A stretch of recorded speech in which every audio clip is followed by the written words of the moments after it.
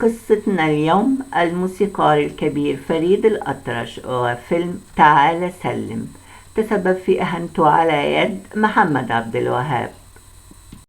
ومقال فجر الأزمة بسبب خبر نشر بجريدة أخبار اليوم. يقول الخبر: عملا بسياسة الموسيقار محمد عبد الوهاب في اكتشاف وتشجيع المواهب الجديدة، فقد اتفقت شركته على إنتاج فيلم جديد بطولة فريد الأطرش وسامية جمال باسم دايما معاك، وتغير فيما بعد إلى تعال سلم. غضب الموسيقار الكبير فريد الأطرش واعتبر ما نشر إهانة له من الموسيقار محمد عبد الوهاب، بالرغم أنه ملحن وممثل ومطرب معروف وليس في مرحلة الاكتشاف. وترجع قصة الخلاف إلى أن الموسيقار محمد عبد الوهاب تعاقد كصاحب شركة إنتاج مع المطرب الموسيقار الكبير فريد الأطرش على بطولة فيلم جديد تنتجه شركته، وتم الاتفاق. وقع فريد الأطرش العقد وتقاضى العربون، وكان الاسم المبدئي للفيلم دايما معاك، تغير فيما بعد إلى تعال سلم.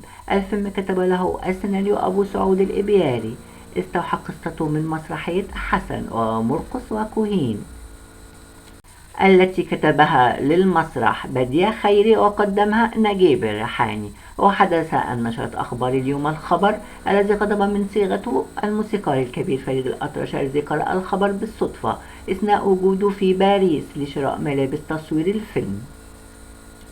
وقال الموسيقار الكبير فريد الأطرش إنها إهانة في حقه، إذا كيف يعتبر عبد الوهاب من المواهب الجديدة التي يقوم بتشجيعها والأخذ بيديه هو الموسيقار المعروف. عاد الموسيقار الكبير فريد الأطرش إلى القاهرة واتجه إلى مكتب عبد الوهاب وطلب فسخ العقد مهما كلفه ذلك، وانتهى الأمر بأن تم فسخ العقد. ودفع الموسيقار الكبير فريد الأطرش 5000 جنيه قيمة الشرط الجزائي، وتولى بنفسه إنتاج الفيلم وغير اسمه إلى تعال سلم. ومن نجوم الفيلم فريد شوقي، زينات صدقي، زمردة وداد حمدي وعبد السلام النابلسي. تدور قصة الفيلم حول شاب فقير واسمه مشمش يعشق الغناء، يحاول العمل في الكازينوهات ويرفض صاحب الكازينو غناءه، ولكن يعينه جرسون في الكازينو.